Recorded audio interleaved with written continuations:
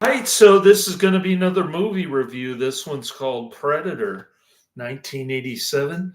I'm giving this 5 out of 5 stars. Thought it was pretty entertaining. It's just mindless entertainment, lamestream action that Karate Man and Adrian love. Then it's got Arnold. Back to the chopper. This is going to be another Karate Man recommendation. Predator, soon the hunt will begin. Nothing like it has ever been on Earth before. I can't read the rest because it's all. Well, let's see. Yeah, I can't read this movie poster.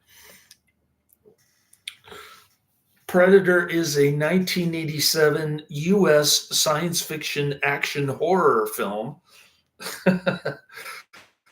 That's quite a genre, science horror.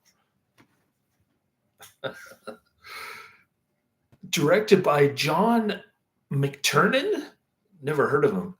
And written by brothers Jim and John Thomas, never heard of them either.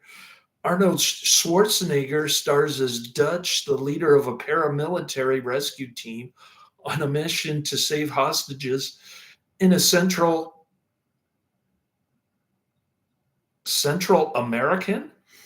I didn't even know there was a continent called Central America. I guess they mean Mexico.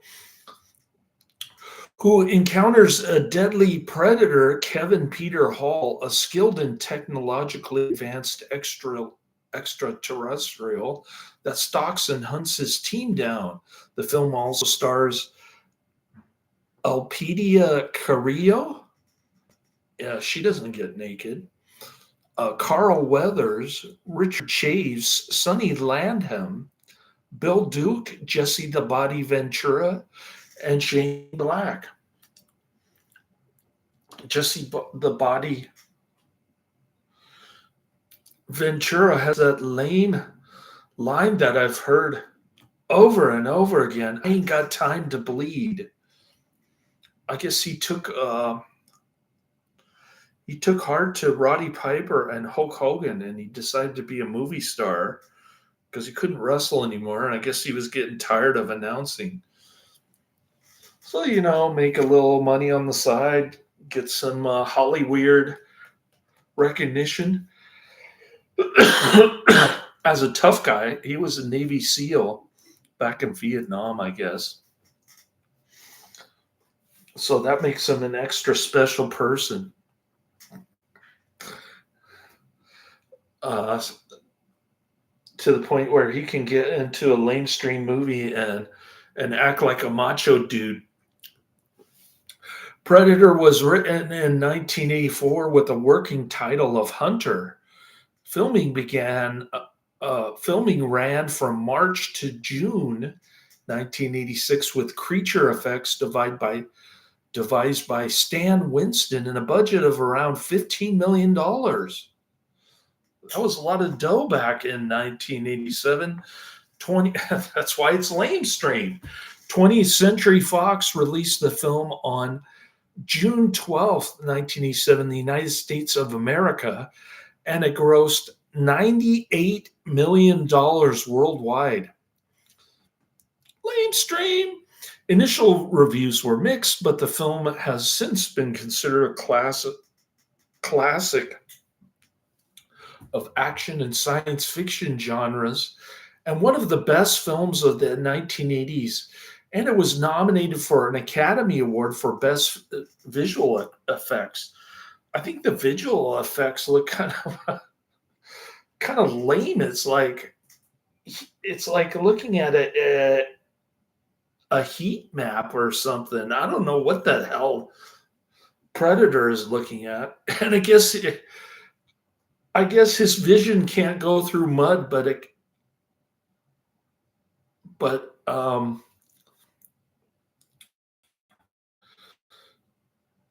You would think that he would be able to see Schwarzenegger's eyeballs. He didn't cover his eyeballs with mud. Oh well. You just have to suspend disbelief in this one. The success of Predator inspired a media franchise of films, novels, comic books, video games, and toys. It spawned 6 additional films. I got to get all these on my list. Predator 2, 1990, Predators, 2010, The Predator, 2018, Prey, 2022, Predator Killer of Killers, 2025, and Predator Badlands, 2025. those have all got to have $3.99 YouTube rentals, and possibly a couple of them are on Tubi for free. It's possible. Crossover with Alien franchise produced Alien versus Predator film series. Another franchise that I've got to get on my movies list. Alien versus Predator, 2004. Aliens versus Predator Requiem, 2007. Schaefer would return in the video games Alien versus Predator, 1994, and Predator Hunting Grounds, 2020, with Schwarzenegger reprising his role in the latter. All right. Production companies 20th Century Fox, Davis, distributed by 20th Century Fox, 12th, 1987. Runtime 107 minutes. It was too long, but it's just mindless entertainment. You're just watching the Predator swing around like Tarzan in this blurry, invisible kind of, I don't know what that is. And he shuts it on and off for no apparent reason. I guess he's trying to give he's trying to give Arnold an unfair advantage. He even takes off his helmet, and Arnold says, "You are one ugly MF." That was pretty good. I wasn't expecting that. I have not seen the movie. I had no interest. My parents didn't want me to see it. They had no interest because it's super lamestream and it's Arnold. But I have to say, for my mother, she did take me to see the first 3 Rambos. I was a junior in high. No, I was a sophomore in high school, and I think around this time, I went. My mother and I moved back in to my grandfather's house. My mother was still smoking cigarettes at this time, and the squirrels were dropping kumquat pits on her head while she was outside smoking. I finally convinced her to quit cold turkey, but she ended up dying from dementia anyway, so I guess my efforts were fruitless. All right. So what do we say here? Oh, the country is United States. Language is English. The budget is $15 to $18 million. Is that what we said up here? Yeah, $15 to $18 million. And the box office of whopping $98.3 million. Now, I know they didn't spend like $80 million on advertising, so this must have been a huge hit for 20th Century Fox. An extraterrestrial spacecraft deploys a shuttle to Earth. Sometime later, Dutch and his elite paramilitary rescue team, skilled mercenary Mac Elliott, explosive specialist Pancho Ramirez, Macho Blaine Cooper, expert track Macho Blaine Cooper. I ain't got time to bleed. Expert tracker Billy Soul and jokester Rick Hawkins he keeps talking about pussy. I wonder how they made his dialogue, how they made it acceptable for television. Because I know this played on television. I mean, it was like Batman Dark Knight. You could just flip through the channels and it's on there.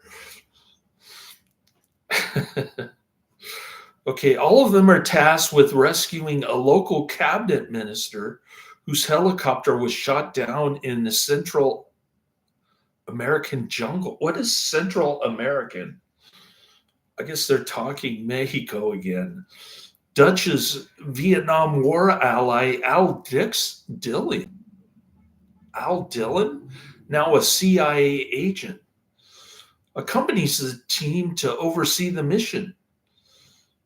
The team find the helicopter wreckage and traces of guerrilla soldiers, as well as 3 skinned corpses hung high in the trees nearby. That was a good scene. We like the skinned corpses. John Doe is here. Welcome back, John Doe. We've got another regular chat room occupant. John Doe. Where's Adrian and Karate Man? I guess it's not morning time yet. Or maybe they're at work. Who knows? I forgot to include this actor's name in the description. It was R.G. Armstrong. I got to put his name in the description. R.G. Armstrong.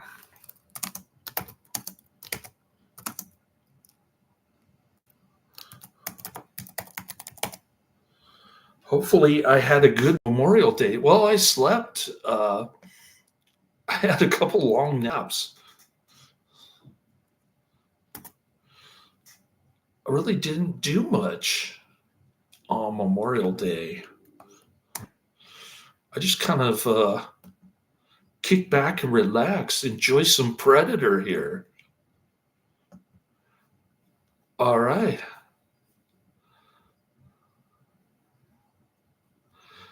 I got R.G. Armstrong in the description and the tags just now.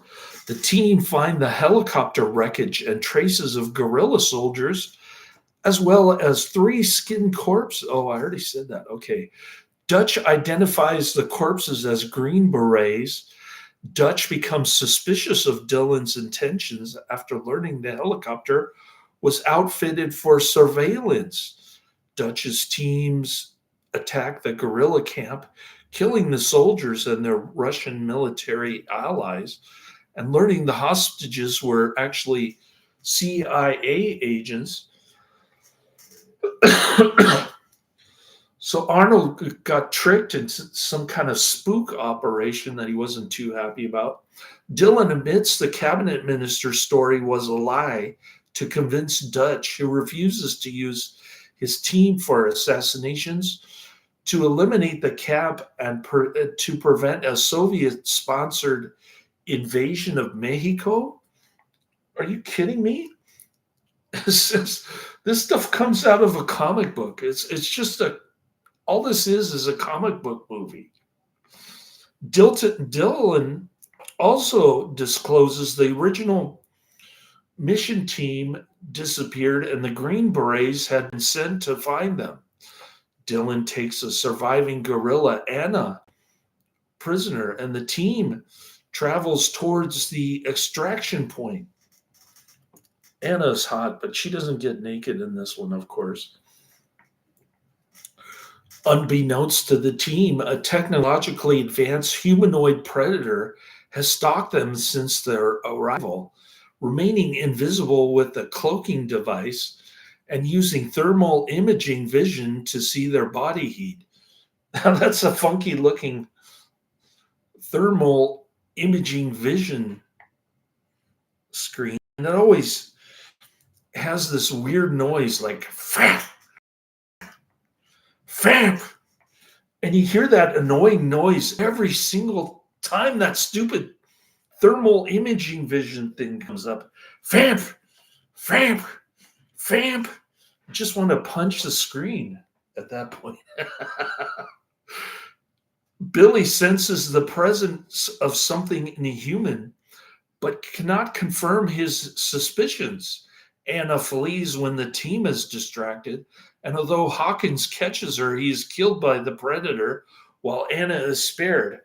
And you see a bunch of entrails in the jungle that represent Hawkins. As the team searches for Hawkins' body, the predator kills Blaine. Now we get into the rapid fire kill thing. Macho Blaine is no longer macho. Mac catches a glimpse of the predator's cloak form, and enraged at Blaine's death, provokes the team into blindly firing their weapons into the jungle, wounding the predator. So now he's got green blood all over the place. This glow-in-the-dark green blood. The team sets up camp for the night, booby-trapping the perimeter. A wild boar triggers the trap, and the predator uses the ensuing confusion to steal Blaine's corpse. I guess predator is collecting human skulls, and he's swinging around the guts of his victims. This is fun to the predator. Okay. They finally found an alien that is more vicious than men of planet Earth. The following day, Dutch deduces that the predator is stalking them from the treetops. Dutch releases Anna, needing her to work with them to survive.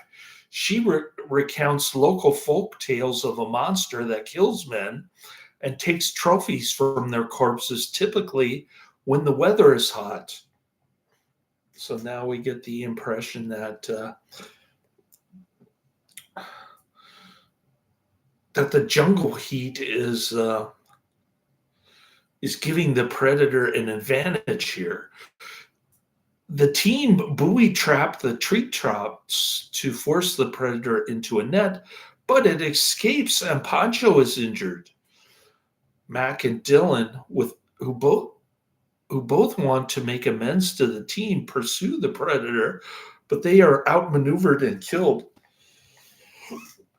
The predator soon catches the survivors, killing Billy and Pancho. Pancho's not afraid. It looks like Pancho is committing some Harry Carey here. He's committing suicide so that the others can run away. Realizing the predator only attacks those it considers a threat, Dutch warns Anna to release her weapon and run to the extraction point. Dutch distracts the predator before falling from a cliff into a waterfall and washing up on a muddy shore. This is where he discovers that the predator can't see him with the mud covered all over his muscle body. Because of course he's wearing a tank top to show off his muscles, that he's a macho man. The predator pursues Dutch, but is seemingly unable to see him. And predator leaves to collect the skulls of the others as trophies. He's like Pol Pot of the alien world. Dutch concludes that the mud masking his body heat, making him invisible to the predator. What about his eyeballs? Seeking to avenge his team, Dutch creates makeshift traps and weapons. As night falls, he covers himself in mud and he lets out a war cry to lure the predator toward him. Dutch uses his invisibility to wound the predator and disable its cloaking device, but subsequently falls into a river which washes off the mud camouflage. Deeming Dutch a worthy opponent, the predator removes its weapons and mask, revealing a monstrous visage, I should say, to face him in hand-to-hand combat. This is where it gets pretty good. Easily outmatched by the larger and stronger creature, Dutch attempts to goad it into a trap tunnel, but the predator suspects his plan and circumvents it. Dutch triggers the trap himself, releasing its counterweight, which crushes the predator. Mortally wounded, the predator activates a wrist-mounted self-destruct device. Dutch flees, barely escaping the enormous resulting explosion that raises the area. So we've got explosions, we've got crazy aliens, we've got macho men. This is everything that Karate Man could ever hope for in a movie. The guy with the glasses in The Predator wrote the movie. Oh, that's what John Doe said. Okay, I didn't know that. We get a little trivia tidbit. Shane Black. Okay. Karate Man confirms. Jim and John Thomas's script for Predator was initially titled Hunter. The original concept centered on a plot of what is to be hunted, concerned a band of alien hunters of several species seeking various targets. That concept was eventually streamlined to one extraterrestrial hunting the most dangerous species, humans, and the most dangerous man, a combat soldier. Additionally, the setting was chosen as Central America. I guess they mean Mexico, for having constant special forces operations during that time. So the U.S. even went so far as to hire a bunch of private vigilantes, to go out in the forest and conduct a CIA operation and to stop a Soviet invasion. They end up with Predator instead. As the Thomas brothers were the first-time screenwriters with little credibility in Hollywood, they struggled to attract attention for their proposed film and eventually resorted to slipping the script under the door of 20th Century Fox producer Michael Levy, who would go on to serve as the executive producer on the film sequel, Predator 2, which I have to add to my list if it's not already on there. Levy then bought the screenplay to producer Joe Silver, who, based on his experience with Commando, decided to turn the science fiction pulp story into a big budget film. Lamestream. Silver enlisted his former boss, Loris Gordon, as co-producer, and John McTiernan was hired as director for his first studio film. At one point, New Zealand director Jeff Murphy was also considered to direct. Silver and Gordon first attracted Arnold with the lead role. Arnold said, "The first thing I look for in a script is a good idea. A majority of scripts are ripoffs of other movies. People think they can become successful overnight. They sat down one weekend and wrote a script because they had read Stallone did that with Rocky. Predator was one of the scripts I read.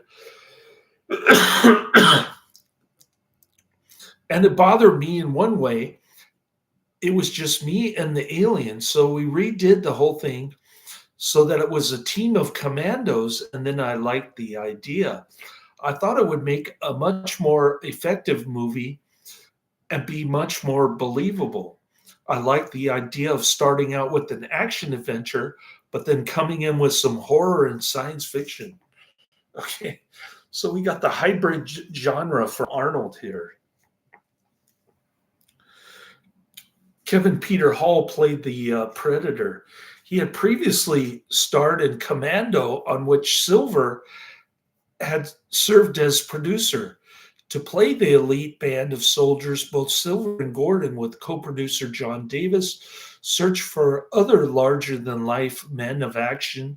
Carl Weathers, who had been memorable as boxer Apollo Creed in the Rocky films, was their first choice to play Dylan, while the professional wrestler, big-time wrestler and former Navy SEAL, Jesse Ventura, was hired for his formidable physique as Blaine.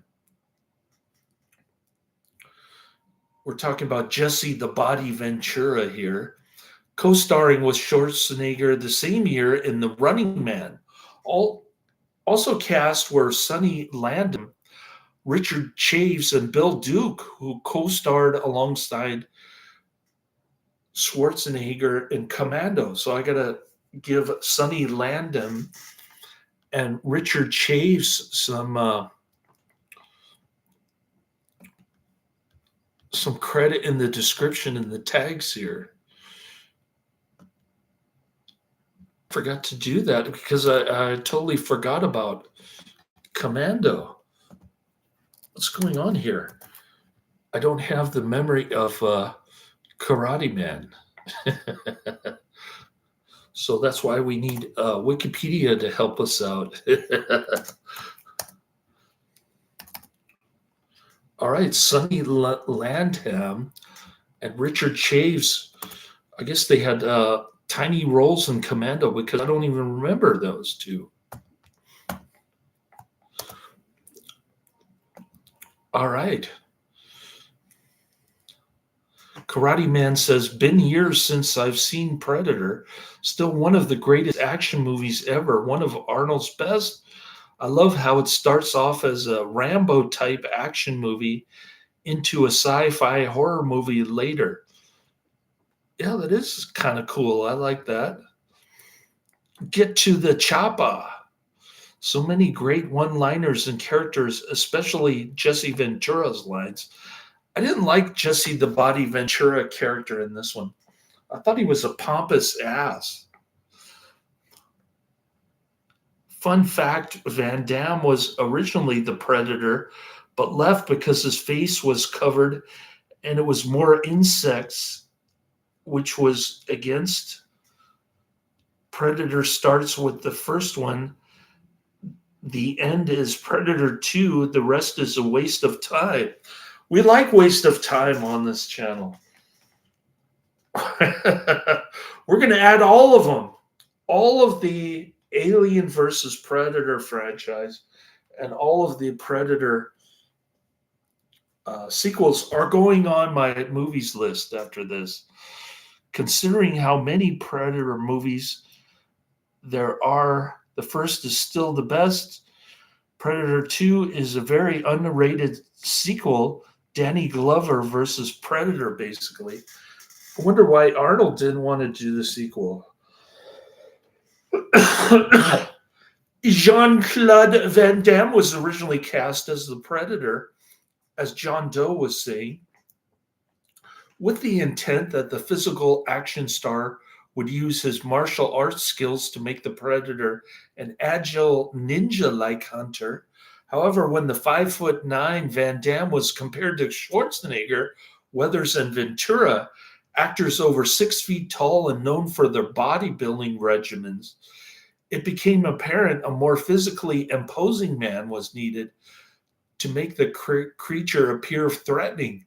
Additionally, it was reported that Van Damme constantly complained about the monster suit being too hot and causing him to pass out. Yeah, he's probably high on cocaine and he's in the Mexican jungle. He allegedly had also repeatedly voiced reservations about only appearing on camera in the suit. Additionally, the original design for the Predator was felt to be too cumbersome and difficult to manage in the jungle, and even the more imposing actor did not provoke enough fear. Van Damme was removed from the film and replaced by the 7 foot 2 inch Kevin Peter Hall, who had just finished work as Sasquatch in Harry and the Hendersons. I might have reviewed that one. That's with John Lithgow.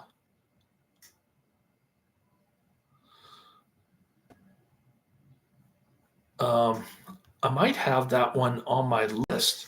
Harry and the Hendersons. Oh, it's number 448 on my list. That one also came out in 1987. Commitments by Schwarzenegger delayed the start of filming by several months. The delay gave Silver enough time to secure a minor rewrite from screenwriter David Peebles. Principal photography eventually began in the jungles of Palenque, Chiapas, Mexico, during the last week of March 1986, but most of the movie was shot near Puerto Vallarta, Mexico. That same month, art director Agustin Yatarte and location manager Federico Yazunza were among the passengers killed in the crash Mexicana de Aviación Flight 94. A dedication to their memory was later included in the film's closing credits. Much of the material dealing with the unit's deployment in the jungle was completed in a few short weeks, and both Silver and Gordon were pleased by the dailies provided by McTiernan. On Friday, April 25th, production halted so that Schwarzenegger would get to his wedding on time, flying to Hyannis Port in a Learjet chartered by Silver. Schwarzenegger was married April 26, 1986, to Maria Shriver. But he couldn't stop laying his hands on on his housemate for only 3 days while the second unit completed additional filming. The production resumed filming on May 12th and ended in late June 1986. Both McTiernan and Schwarzenegger lost 25 pounds during the film. Schwarzenegger's weight loss was a professional choice, while McTiernan lost the weight because he avoided the food in Mexico due to health concerns. Yeah, don't get sick on those shrimp tacos, amigo. Unlike McTiernan, most of the cast and crew suffered from traveler's diarrhea since the Mexican hotel in which they were living had problems with its water purification. Don't drink the tap water, amigo. In an interview, Carl Weathers said that the actors would secretly wake up as early as 3 a.m. to exercise before the day's shooting. Weathers also stated he would act as if his physique was naturally given to him, and he would exercise only after the other actors were nowhere to be seen. According to Schwarzenegger, filming was physically demanding. Yeah, I bet it was. Look what happened to Jean-Claude Van Damme. He got booted out for doing cocaine in the jungle. The actor and former bodybuilder shipped gym equipment to Mexico, and he trained intensively every day before shooting began, usually with his co-stars. Screenwriter Jim Thomas was impressed with the training regimen and said, "I think that phrase manly men was coined during the production of Predator." Among other tasks, Schwarzenegger had to swim in very cold water, and he spent 3 weeks covered in mud for the climactic battle with the Predator. That's a great battle scene at the end, I have to admit. In addition, cast and crew endured freezing temperatures in the Mexican jungle that featured heat lamps to be on all of the time.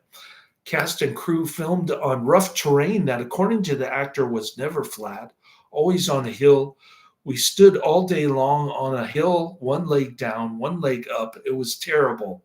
Schwarzenegger also faced the challenge of working with Kevin Peter Hall, who could not see in the Predator suit.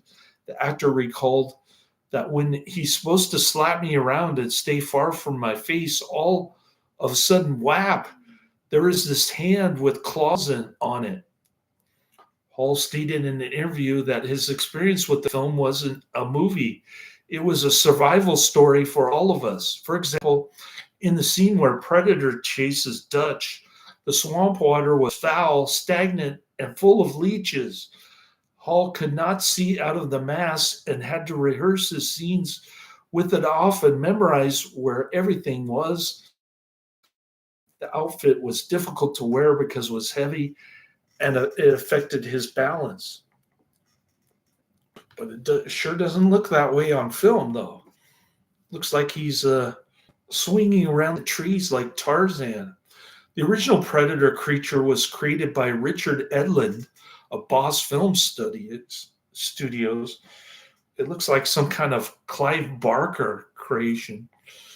And it was disproportionate, ungainly creature with large yellow eyes and a dog-like head, and nowhere near as agile as necessary for what the filmmakers had intended.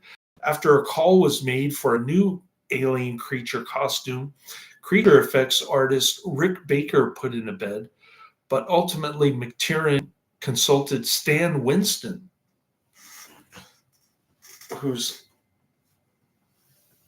Stan Winston had previously worked with Schwarzenegger as visual effects artist on the 1984 film The Terminator, which was the first film that I rented from Blockbuster when I was 14 years old.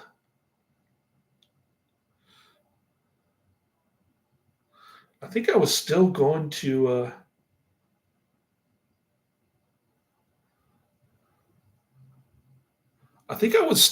junior high school at that time. McKinley Junior High School in Redwood City. While on a plane ride to Fox Studios alongside Aliens director James Cameron, Winston sketched monster ideas. Cameron suggested he had always wanted to see a creature with mandibles, which became part of the Predator's iconic look.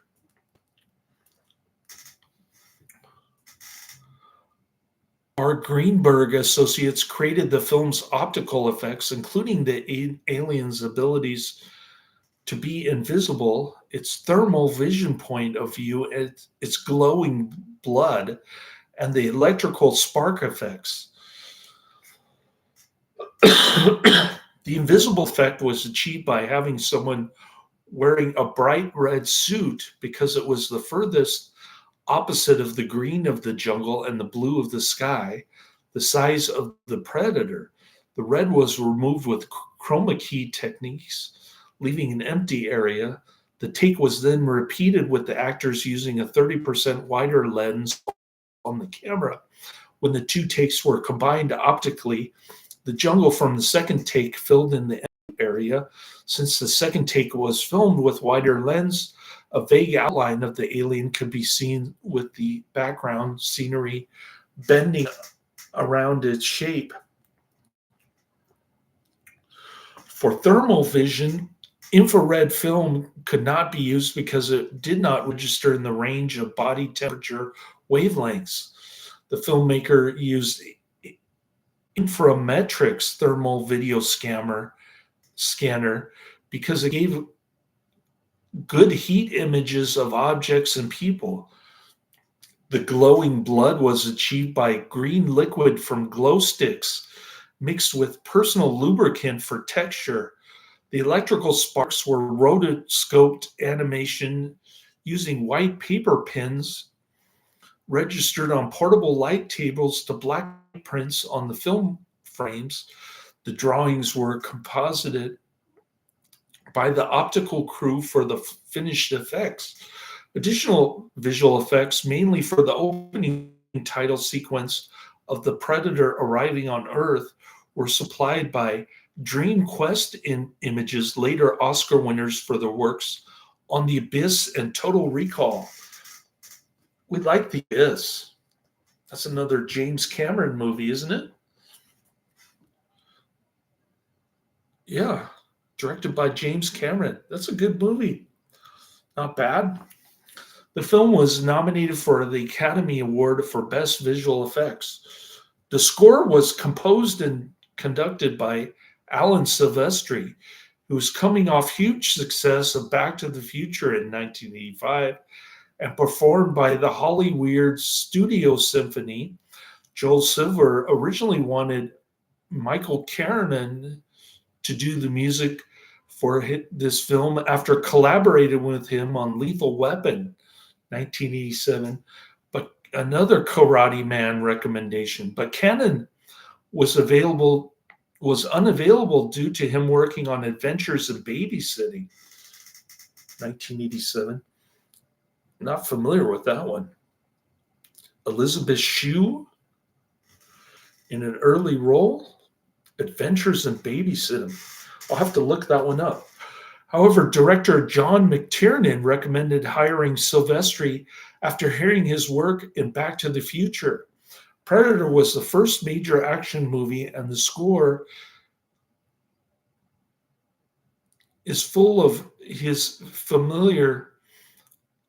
Predator was his first major action movie, and the score is of his familiar characteristics: heavy horn blasts, staccato sting rhythms, and undulating timpani rolls that highlight the action and suspense. Little Richard's song Long Tail Sally is featured in the helicopter en route to the jungle. We've got to give Little Richard credit for the music in this one. Okay. Music by Little Richard.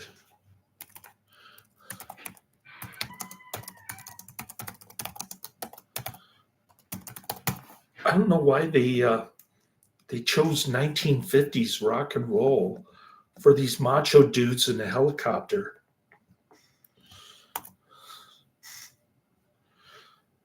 And then the body Ventura just spits his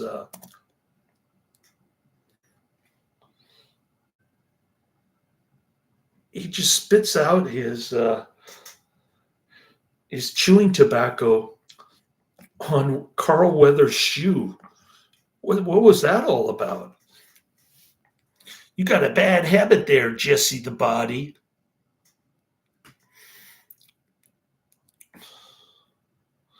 Mac also recites a few lines from the song as he is chasing the predator after it escapes from their booby trap. Silvestri returned for the sequel, making him the only composer to have scored more than one film in either the Alien or Predator series. In 2003, Faris Sarabande and Fox Music released the soundtrack album as part of its limited release CD Cult collection. The album also includes Elliot Goldenthal's arrangement of Alfred Newman's 20th Century Fox fanfare, which was used on Alien 3, which is a so-so Alien sequel. We like Alien 4 on this channel. In 2007, Brian Tyler adopted and composed some of Silvestri's themes used in the score of the film Aliens vs. Predator Requiem. which is one of those that I've got to add to my movie list. In 2010, the same year, Predators featured an adoption of Silvestri's score by John Debney.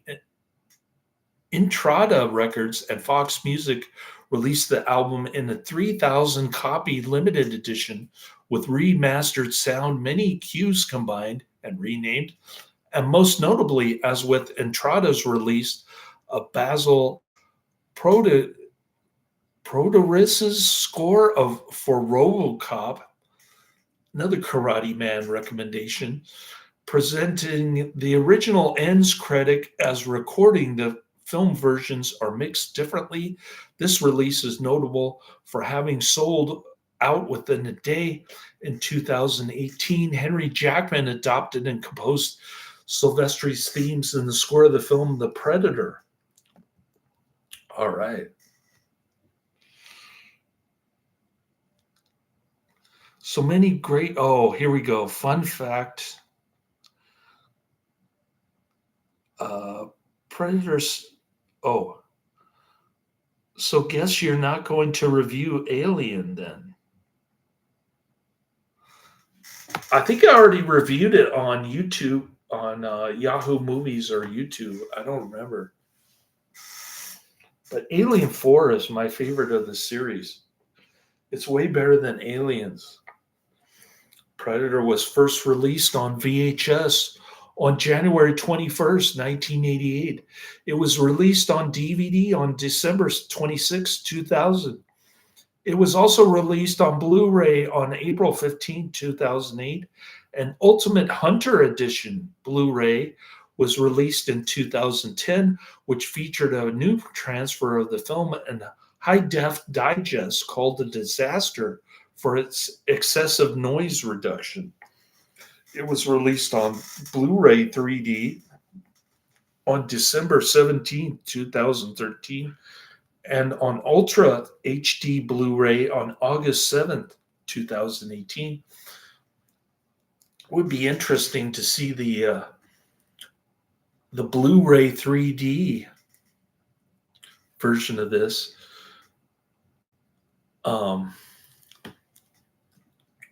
But I think you need a 3D television for that. According to the streaming aggregator Just Watch, Predator was the 9th most streamed film across all platforms in the United States during the week ending August 1st, 2022, and the 10th during the week ending August 14th, 2022. So YouTube is still making $3.99 a pop on the streams of Predator. Released on June 12, 1987, Predator was #1 at the U.S. box office, cha-ching, in its opening weekend with a gross of $12 million. The film ranked 12th place in the domestic market for the calendar year 1987.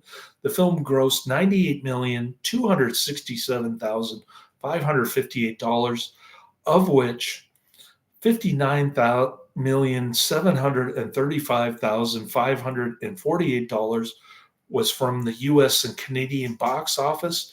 $38,532,010 was made in other countries. From contemporary reviews, Janet Maslin of the New York Times described the film as grisly and dull with few surprises. Dean Lamina wrote in Cinema Fantastique that the militarized monster movie tires under its own derivative weight. Michael Wilmington of the LA Times proclaimed it arguably one of the emptiest, feeblest, most derivative scripts ever made as a major studio movie. Variety declared the film was a slightly above average actioner that tries to compensate for tissue-thin plot with ever more grisly death sequences and oppressive special effects. We like the grisly death sequences in this one. Adam Barker of the Monthly Film Bulletin found that unfortunately special effects have also been substituted for suspense, and the early appearance of the predator makes the final gladiatorial conflict predictable. That's a good point. They're getting they're getting picked off one by one, and you know the final battle is between Arnold and the monster, even if you haven't seen the movie or the trailer. And the monster's multiple transformations also exhaust interest in its final appearance. The Hollywood Reporter's Dwayne Burge felt that the Predator's weaponized attacks relied too heavily on special effects, but found the film to be well made, old style assault movie and a full assault visual experience. That's my point. It's just mindless entertainment. It's just one scene of another in the jungle that just captivates your imagination, I guess. Though finding the creature's motivations poorly explained, critic Roger Ebert, who we do not like on this channel, was more complimentary of the film. He wrote, Predator moves at a breakneck pace. That's a good point, too. We like the pacing of this movie. Lots of running in the jungle. It has strong and simple characterizations. It has good location photography and terrific special effects. I didn't think they were that great. And it supplies what it claims to supply, an effective action movie. It is what it is. I mean, people buying tickets are not expecting a nice plot or effective dialogue.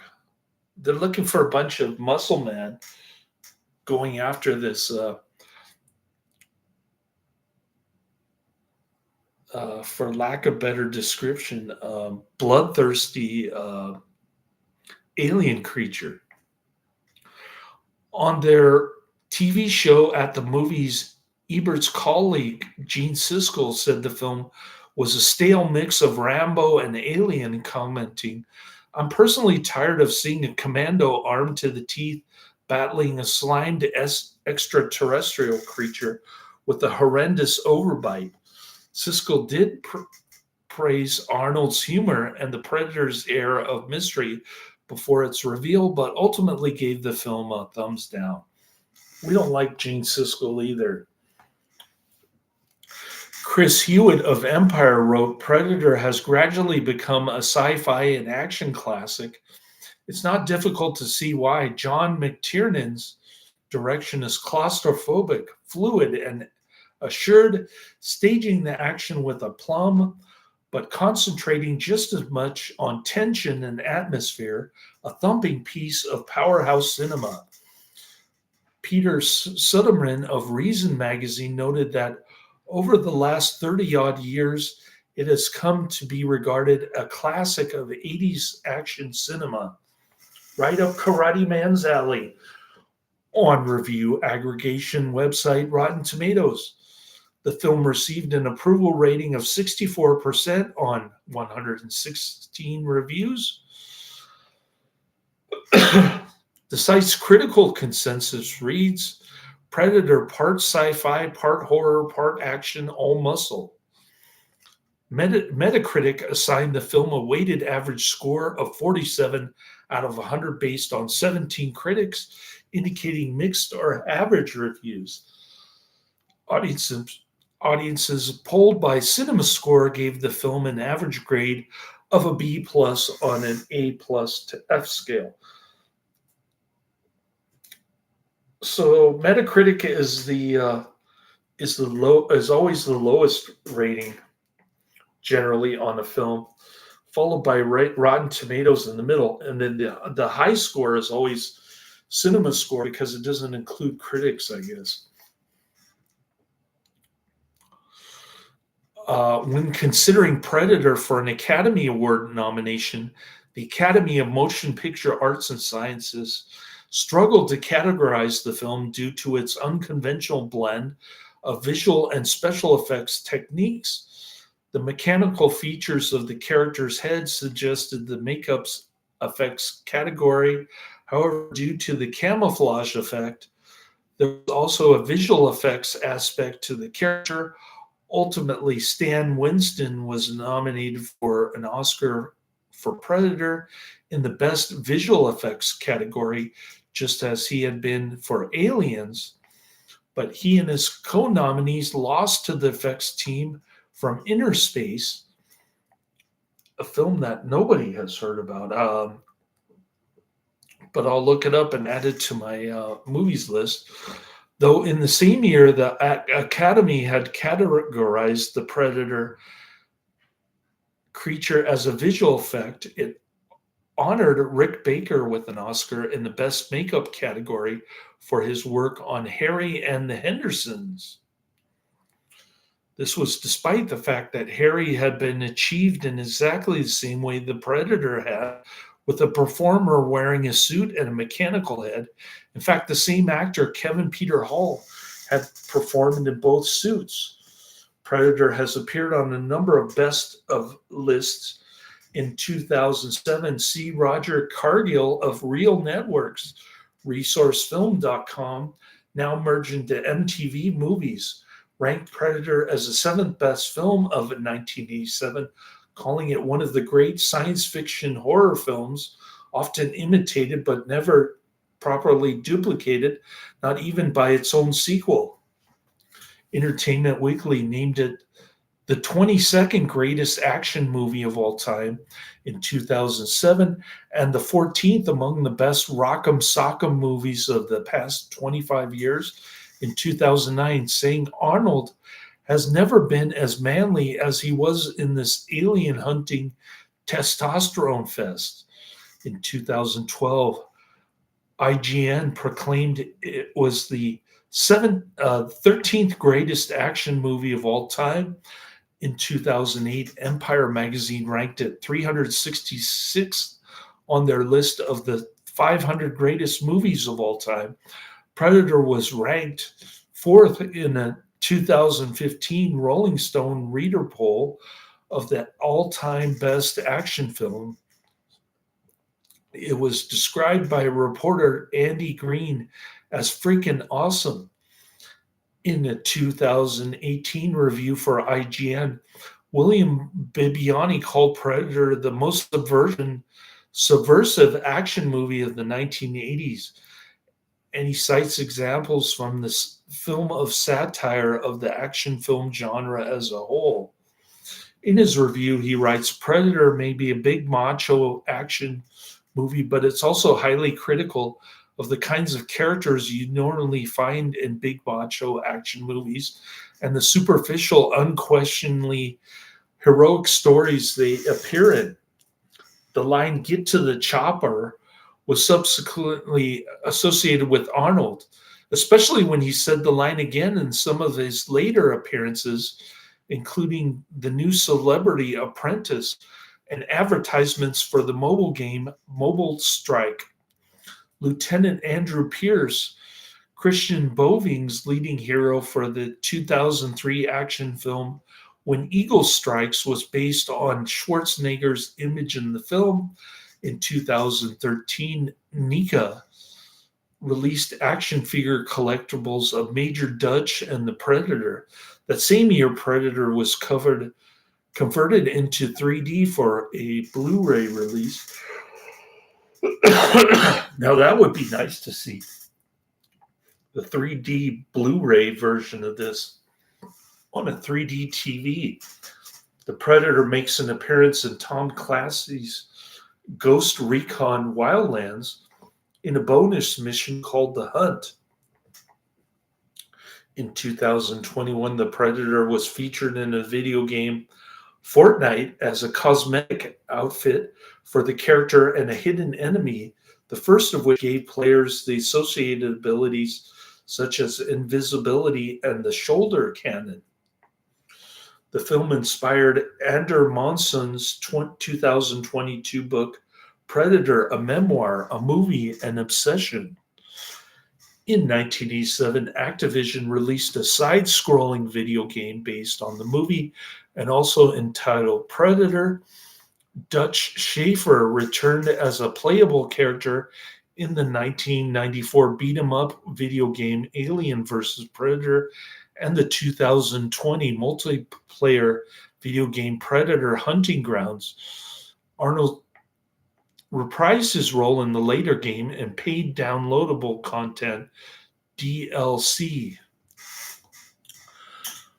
The film includes a handshake between Dutch Schwarzenegger and Dylan Weathers that became a viral meme. The handshake, known as the Epic Handshake, also called Predator Handshake or Arm Wrestle Handshake, is performed by two individuals slapping opposite hands palm to palm, similar to arm wrestling. Positioning described as manly and testosterone filled, it can be a display of physical dominance and a way to boast toughness. It is sometimes performed after competitions, for instance, during professional wrestling or tennis. First becoming a meme when people began creating their own versions, it later returned as an object labeling meme with a painting of the scene showing the two arms either agreeing or fighting over something. The success of Predator resulted in a sequel, Predator 2, that was released in 1990. This was followed by further entries, Predators and the Predator. The latest entry, Predator Badlands, was released in 2025. We're going to add all of them to my movie list, all the movies that I mentioned up until now. A prequel film in 1719 titled Prey was released in 2012. We'll add that one. A further film, Predator Killer of Killers, was released in 2025, which marks the return of Mike Harrigan. We'll add that one. The Predator creatures crossed over into xenomorphs of the Alien franchise in the films Alien vs. Predator and Aliens vs. Predator Requiem. We'll add those to my movie list as well. Maybe that's what John Doe is referring to, or the original Aliens. I don't know.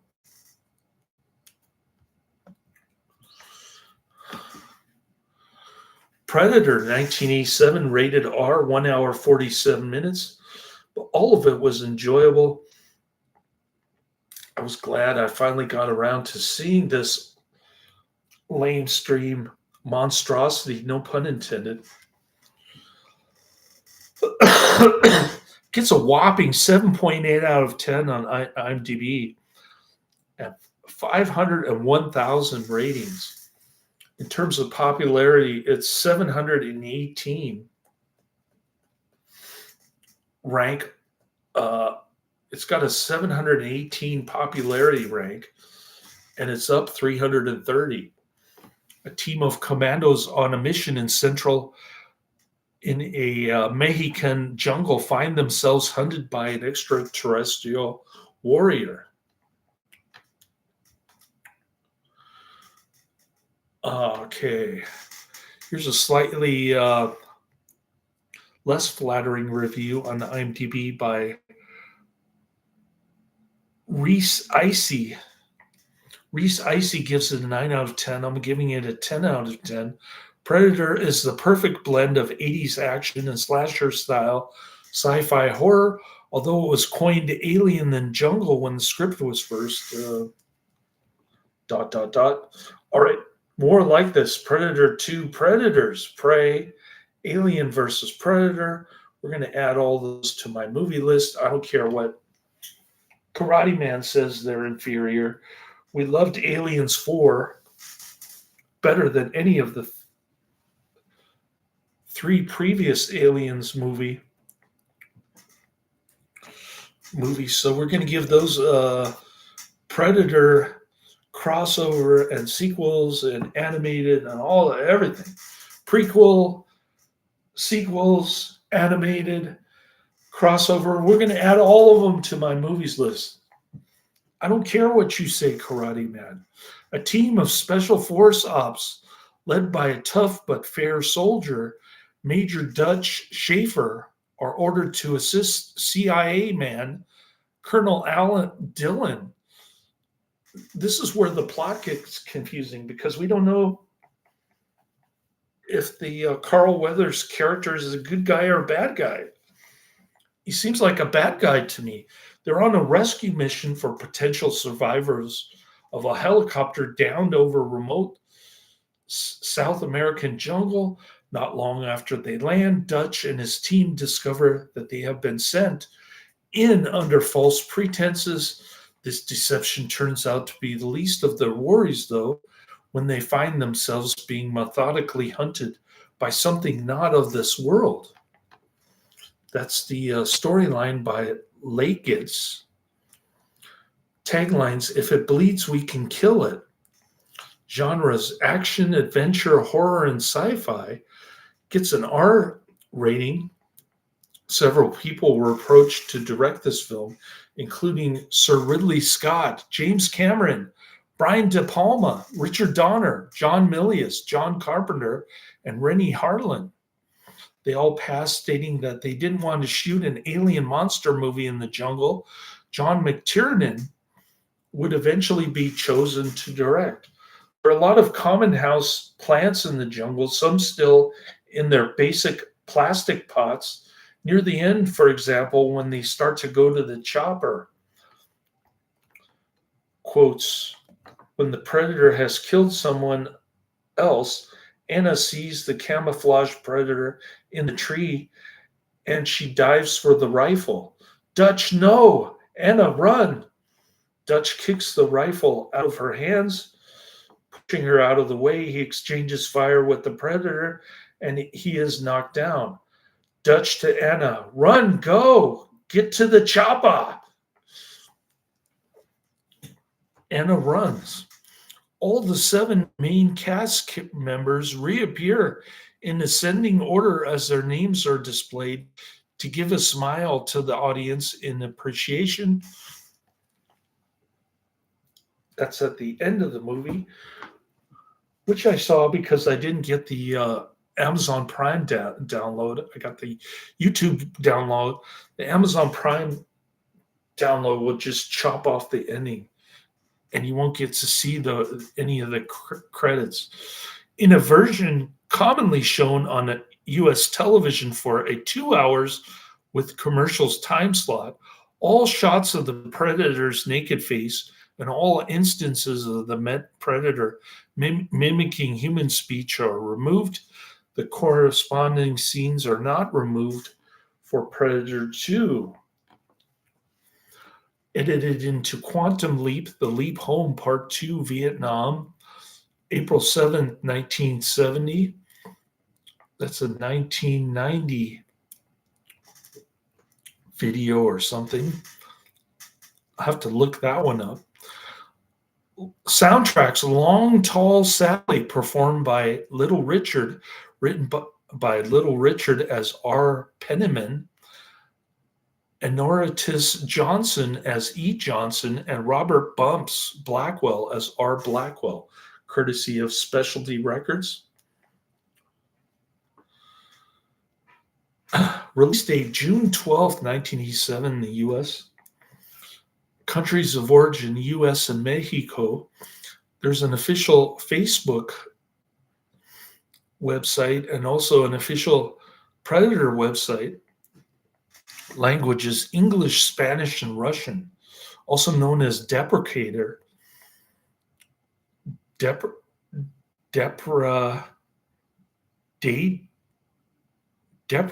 excuse me. Filming locations: Jalisco, Mexico.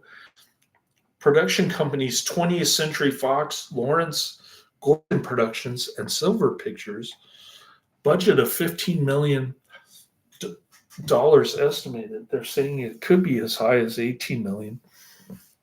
Opening weekend, U.S. and Canada, $12,031,638 on June 14th, 1987. Gross U.S. and Canada, $59,735,548, and gross worldwide, $98,268,458. And for the first time, we get actual accurate box office statistics from IMDb. Usually they're blatantly wrong, but in this case, I think they got it right for once. Runtime 1 hour 47 minutes, 107 minutes. This is in color. The sound mix is Dolby stereo, and the aspect ratio is 1.5 to 1. So if you're into these kind of lamestream Karate Man type movies, just mindless entertainment, no plot, no dialogue, just a bunch of one-liners, then this is highly recommended. I enjoyed it. I thought it was typical Arnold movie for this time, and we'll have to check out Running Man and some of the other previous films that are not on my list.